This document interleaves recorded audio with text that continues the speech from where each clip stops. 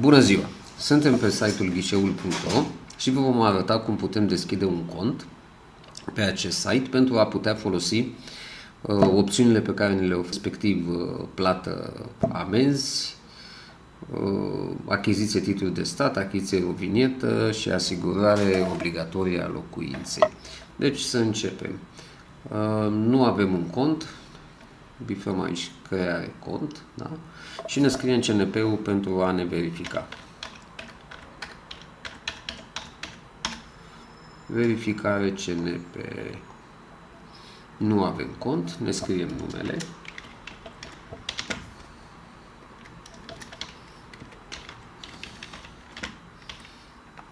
O adresă de mail și un număr de telefon mobil. Introducem codul din imagine.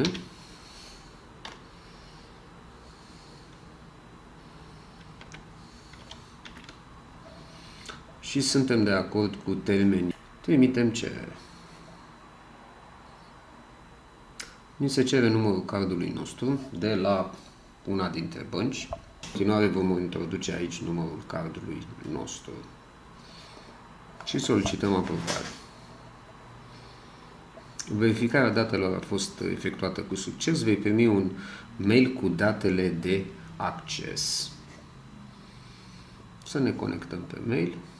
Mailul este aici și ni se afișează utilizatorul și parola. Haideți să le copiem.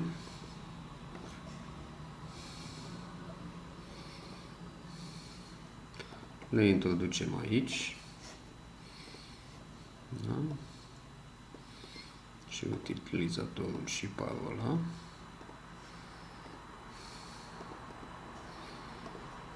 Și ne autentificăm. Este necesar să schimbăm parola, pe care vom schimba aici.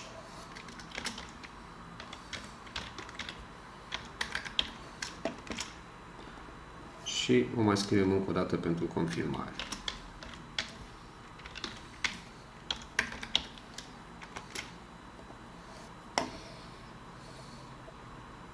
Trebuie să ne autentificăm din nou cu noua parolă. Folosim același user ca data trecută și noua parolă.